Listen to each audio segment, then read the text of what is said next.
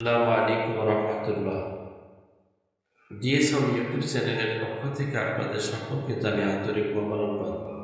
আমি doctor M Ferdous. প্রতিদিনের মতো আলোচনা আসলাম নতুন একটি বিষয় নিয়ে, নতুন একটি ভিডিও। আজকে আলোচনা করব গনোরিয়া সম্পর্কে, গণগ্ন প্রসাব সম্পর্কে বা প্রণয় সম্পর্কে। তো এই বিষয়ে যারা জানতে চান তারা আমার ভিডিওটি সম্পূর্ণ দেখবেন।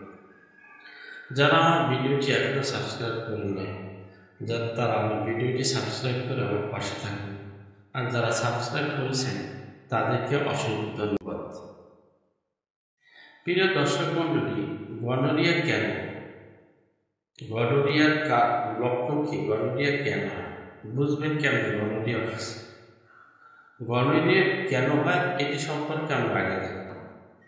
গনোরিয়া হয় যদি দেখা যায় নেশাগ্রস্ত লিকুইড জাতীয় খাবার যদি আমরা পান করি, নিষেধাজ্ঞা যদি পান করি, তাহলে গনোরিয়া হতে পারে। অত্যাধিক মাত্রায় হস্তমৈথুন করার কারণে গনোরিয়া হতে পারে। কিডনি সমস্যার কারণে গনোরিয়া হতে পারে। গনোরিয়া হওয়ার জন্য প্রস্রাব, আপনার যে মূত্রথলি রয়েছে এই মূত্রথলিতে পানি ধরবে 1 লিটার, অথচ আপনি পানি পান করেছেন 3 লিটার। এই যে পানির একটা চাপ, এই চাপটার কারণে বারবার অল্প অল্প করে প্রস্রাব হয়। ইত্যাদি ইত্যাদি আর অন্যান্য কারণ থাকতে পারে।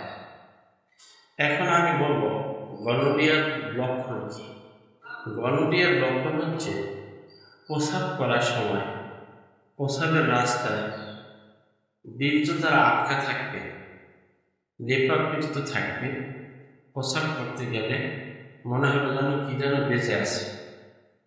দ্বিতীয় নম্বরের যে লক্ষণটি সেটি হচ্ছে প্রস্রাবে খুব জ্বালা যন্ত্রণা হবে। তৃতীয় নম্বর, প্রস্রাবের আগে পরে লালা পড়বে। চতুর্থ নম্বর, স্ত্রী সহবাস করতে গেলে সহবাস করতে চালু করবে কিন্তু সহবাস করতে পারবে না, অক্ষম হবে। এই লক্ষণগুলো যদি কারো কোনো গনোরিয়া রোগীর মধ্যে থাকে তাহলে তার জন্য জার্মানি হোমিও ওষুধটি হচ্ছে ক্যানাবিস স্যাট কিউ। এই ক্যানাবিস স্যাট কিউ এই ওষুধটি ক্যানাবিস স্যাটাইভা, এই ক্যানাবিস স্যাটাইভা এই ওষুধটি 10 ফোঁটা করে 3 বার খাওয়া, 2 ঘন্টা আগে অথবা খাওয়া 2 ঘন্টা পরে খাওয়া। ভিডিওটি করার উদ্দেশ্য হচ্ছে এই গনোরিয়া রোগে আমরা অনেকেই ভুগতেছি। দেখা যায় অনেক মানুষ উজু করতে পারে না, উজু করলে কিছুক্ষণ পরে আবার প্রস্রাব বেরিয়ে আসে। বিছানায় শুয়ে আছে, দেখা গেল প্রস্রাব করছে ফোটা ফোটা, নামাজ পড়তে পারতেছে না। এরকম অনেক সমস্যা দেখা যায়। তা আমি চাই এই সমস্যা থেকে, এই সমস্যা যারা আছে এই কথাগুলো অনেকের কাছে বলতেও পারে না। অনেক পেশেন্টও দেখা যায় ডাক্তারের কাছে যে বলবে সেটা লজ্জাবোধ করে, বলতে পারে না। অবশেষে নিজে নিজে এই কষ্ট অনুভব করে, কষ্ট ভোগ করে।